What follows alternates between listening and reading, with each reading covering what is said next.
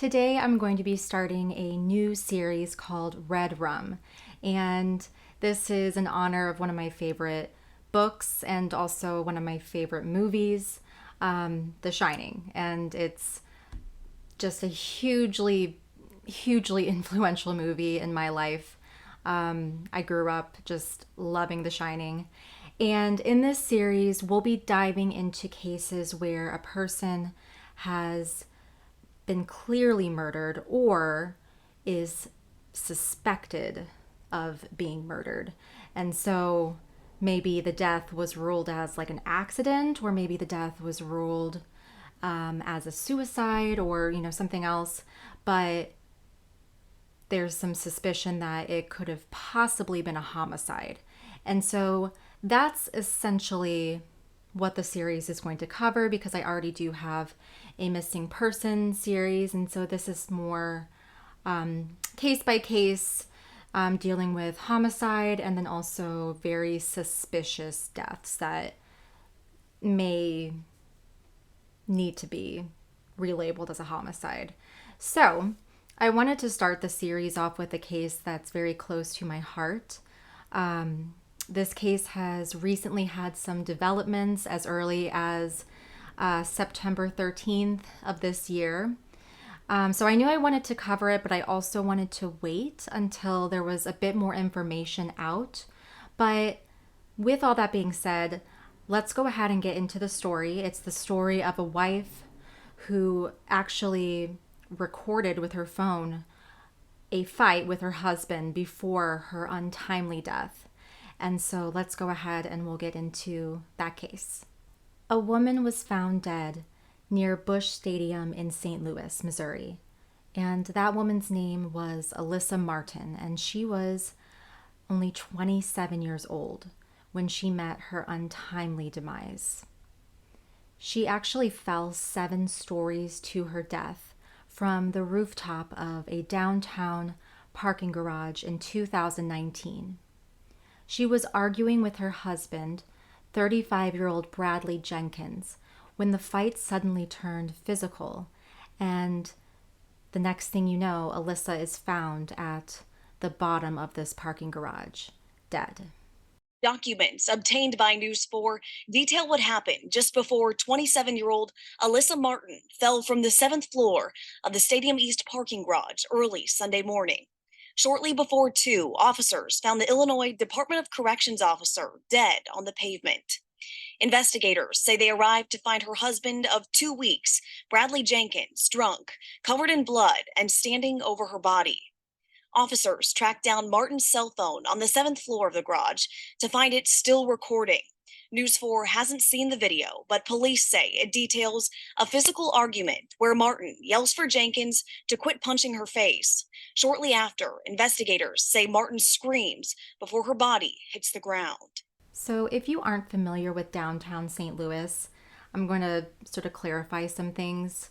I grew up in St. Louis my whole life, and downtown St. Louis and the Busch Stadium, it's where the St. Louis Cardinals, the baseball team, that's where they play. And full disclosure, I don't really follow sports. I don't really follow any sports, and I'm an embarrassing person to represent St. Louis because I don't follow the Cardinals. I don't follow the Blues. When we had the Rams, I didn't follow that either. So I'm just not the best representative, I guess, for St. Louis sports. But the St. Louis Busch Stadium and Ballpark Village is a very iconic part of St. Louis culture. So I wanted to kind of explain what it was before moving on, just so that anyone who's not familiar with St. Louis has an idea about how busy this area of town is. And so the fact that this woman was able to fall to her death from, the very, very top, the roof of this 7-story parking garage, and nobody saw her husband push her or anything like that, I personally find it very suspicious, and we're going to get into more details about the case. But first, I wanted to explain a little bit more about who Allissa was and also her relationship with Bradley Jenkins, her husband. But good souls are what keep many strong. That's what Allissa was, a good soul. Allissa was the kind of person that would brighten up any room. It didn't matter what kind of day you were having. It could be your worst day. She'd walk in the room and give you a big hug and that beautiful big smile, and your day would instantly be better. Now family and friends are passing on that same kindness to one another, especially her family. Alyssa was a great officer. She was very professional, did her job to the fullest ability, and she was a great asset. And we knew that we could always count on her to be there when we needed her. The couple were newlyweds at the time of this tragedy, and the night where Alyssa's life ended was June 2nd, 2019, and it was just 2 weeks after the couple had gotten hitched in Las Vegas, Nevada. They were both corrections officers for the Illinois Department of Corrections, and they were there in St. Louis that night to see the Cardinals play the Cubs, and they were there with their coworkers. And witnesses said that they were both intoxicated and had been arguing, and what was supposed to be a fun night out didn't exactly turn out that way. And then later in the night, when Allissa died, it was definitely taking a turn for the worst. And sadly, it seems that while in pictures, the couple looks very happy, very much in love. Sometimes pictures and the things that you see on social media, it can be very deceiving. And behind the scenes, there was a very different relationship than people were saying.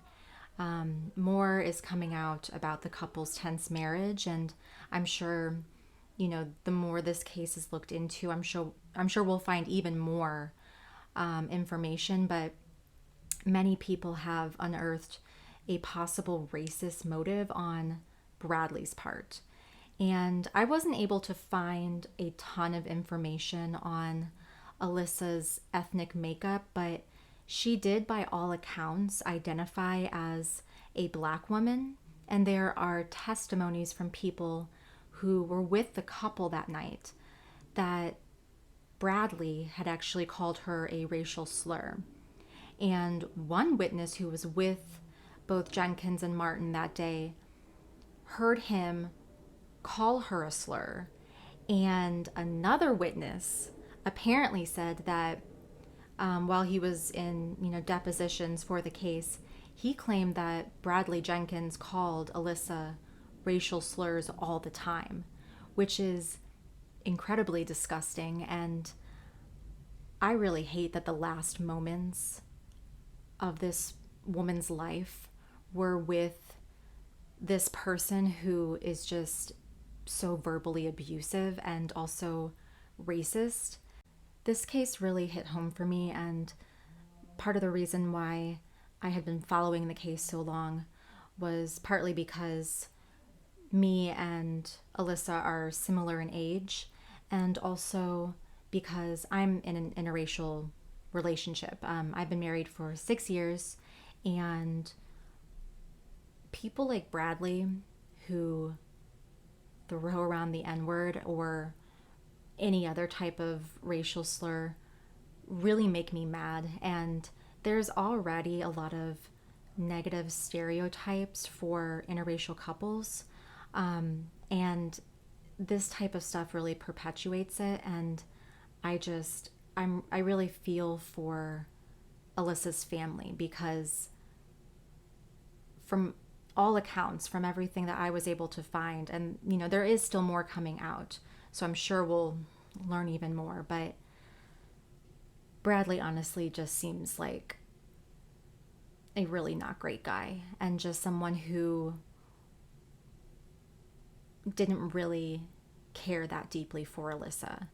And the quality of her life, especially at the end of her life, really breaks my heart. And we're going to get a little bit more into, sadly, the last moments of this girl's life. The police were called to Busch Stadium, and they came to the parking garage at around 1:45 a.m., where they found Bradley standing over Alyssa's body, and he was covered in blood. Alyssa's cell phone, which was still recording, she was actually recording a video during their argument.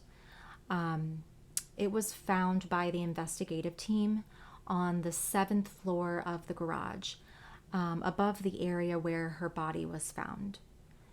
In the footage, Allissa had the camera pointing at herself before turning it to Bradley and, putting his face on the camera. And the court documents state that the video that was recorded, you can hear Allissa yelling at Bradley to stop punching her in the face. And you can hear the two of them arguing.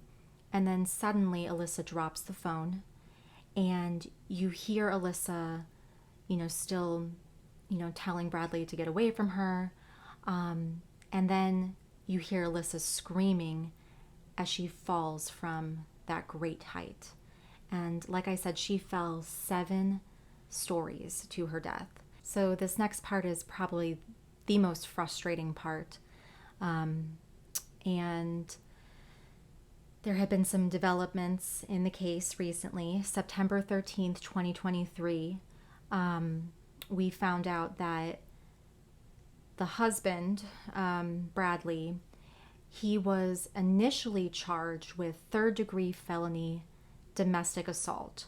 But now 4 years later, in September 2023, he was recharged with a lesser count of misdemeanor assault. That means he is sentenced to only 2 years of probation for his role in his wife's death. And if you're sitting there thinking, how did he receive such a little sentence? I'm right there with you. And I personally think that if Allissa had been a white woman, I honestly think that he would have gotten a longer sentence. I don't think that our justice system takes people of color, missing persons, or homicide or wrongful death or whatever. I personally don't think that the justice system has shown as much care for people of color as they do white people. Before she fell from the 7th floor of a parking garage in St. Louis. WCIA3's Christy Batista has been looking into Jenkins' history, and Christy, the physical aggression didn't start there.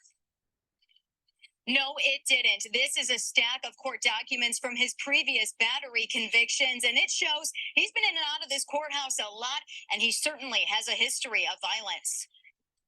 Court records show it all started in May of 2012. Bradley Jenkins was charged with felony aggravated battery for punching a woman twice in the face at a bar. The other just very troubling thing about this case is that we know that Allissa was video recording on her phone, and that does provide some evidence. But what's even stranger is that in this parking garage, I'm so shocked that there wasn't any CCTV footage. And I know that they were on the roof, but I still think that there should have been, some surveillance cameras somewhere.